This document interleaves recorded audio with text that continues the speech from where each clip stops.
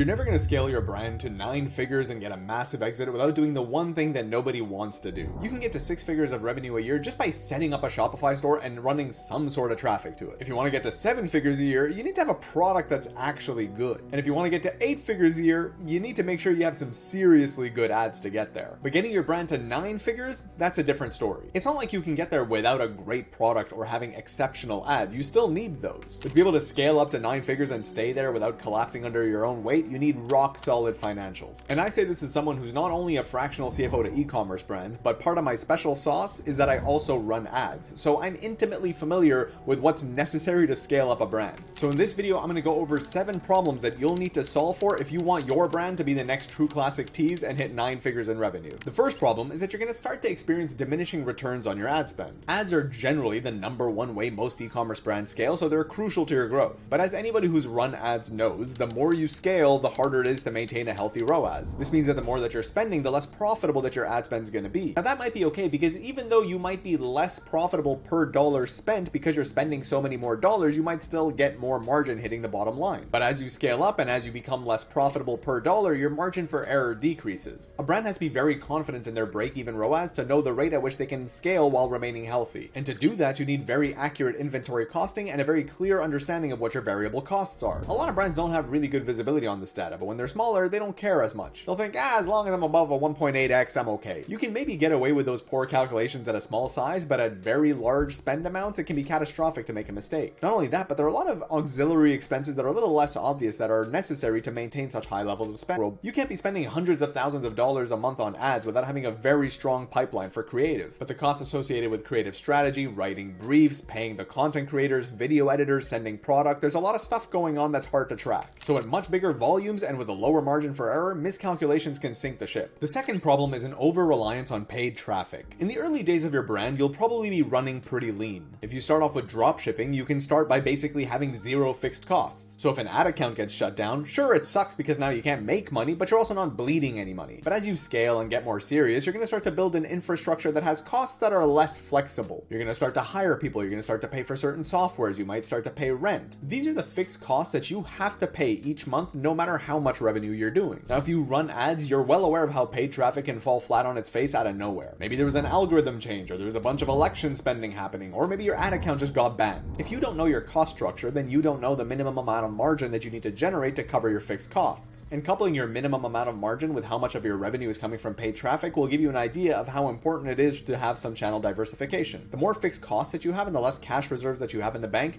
the more important it is that you don't put yourself in a position where a Facebook ad account ban can shut down your entire business. The third problem is having bad financial hygiene. As the company scales, you're going to have more expenses, more assets, essentially a lot more dollars flowing through the company. Now, when you're small, you can kind of keep track of that a little bit more easily because your working memory can handle the volume. You can know sort of back of the envelope, like, yeah, we had about $10,000 in revenue, about $2,000 in product costs, $3,000 in ad spend. I paid that contractor $1,000, that agency $1,500, so we probably made about $2K. But as you grow, the volume of data is going to become overwhelming. For example, there are going to be softwares that you don't really use that actively, you don't really need them, but they've been in the P&L for that long, so you don't really think about removing them. Not to mention, you're going to start adding all these different team members, and each one of those are going to be responsible for different expenses. So you're going to look through the P&L and you're not totally sure what that number is, but that's that dude's responsibility. So things become unfamiliar to you and you become okay with that unfamiliarity. Not only that, but when you're small, it's easier to scrutinize every little expense. But when you're a little bit bigger, you're making a lot more money, you don't worry that much about small expenses here and there. But that's how all these small ones start to add up. Basically, there starts to be a lot of fat in the company. So there's a lot more stuff to keep track of. There's a lot of stuff that's not directly familiar to you. And then you're also a lot more lenient about things. And all of that means a lot of wasted money. But to be able to address that, you need a core person whose responsibility is to make sure they understand what these expenses are. You need a process to be able to approve new expenses and review old ones. And you also need a budgeting process to make sure that more money isn't being spent than should be. But all of that requires a good financial infrastructure. The fourth problem is poor capital allocation. As you scale, you're going to need to diversify your channels, not just your marketing channels, but your sales channels. You do this not only because you don't want to be overly reliant on one channel, but also because each channel starts to hit a bit of a point of diminishing returns. But each one of these channels has its own set of resources and requirements to be able to get it off the ground. You can't just scale a little bit into each one. It's a lot easier to make 40K from Shopify than 10K from Shopify, 10K from Amazon, 10K from eBay, and 10K from wholesale. If you want to be able to scale into Amazon properly, you need to do all the work to set up your account, set up all the listings, do all of the graphic graphic design, and you also need to have somebody managing all of the inventory, the operations, and all the support issues. And if you want to get into retail, you might have to work with distributors and brokers and travel to pitch meetings for months before you get a first order. So having a clear understanding of the profitability of your existing channels and how much money you have to play with to make investments into new ones is crucial. You need to be able to forecast your cash flow effectively to know how long you can invest in a new channel before it bears fruit. The fifth problem is related to that, which is channel level optimization. As you scale, you're likely going to go omni-channel, and you have to decide when the right moment is to start each one of those channels. But once you have the channels going, each one has a very different approach and a very different cost structure. It's almost like running a different business. Selling on Shopify is very different than selling on retail. Shopify, you can run lean, plug in some ad dollars, and get revenue the next day. For retail, you have to place huge orders, ship them all over the place, and get paid 60 days later. And the margins are also very different because on Amazon you're paying 15% commission fees and FBA fees, and wholesale you're selling at a much lower price. So to run an omni-channel business effectively, you need to be able to analyze the profitability and performance of each channel separately. That's not just the sales, but it's the cost of goods as well as all the other expenses. I've seen wholesale strategies that were actually losing brands money, and if that's being done intentionally to grow, that's all right, but it's not great if you don't realize it. So having detailed financial reporting that separates out the performance of each channel is crucial to make smart decisions. The sixth problem is that you'll inevitably have a lot of new admin expenses. In the early days, your brand's going to be just the key resources and expenses you need to make money. It's a bare bones operation. You start off doing most of the work yourself, then maybe you get a person to help with ads, so they're directly driving revenue, then maybe a person with retention, they're also driving revenue. But as you scale, there are a lot more people and functions that are added to the team that are more administrative. You might have people focused on customer support or product development, operations, finance, even HR. Now, a lot of these people are valuable, but they don't really generate revenue directly, so they have a very difficult to track ROI. You want to be able to very clearly track and identify these admin expenses. And ideally, you want to have some sort of methodology by which you allocate those expenses to the various departments. If your Amazon channel is run by a completely outsourced team, but you have a fairly big team for direct to consumer and for wholesale, it might make sense in a situation like that to take the HR person's salary and apply it to the direct to consumer department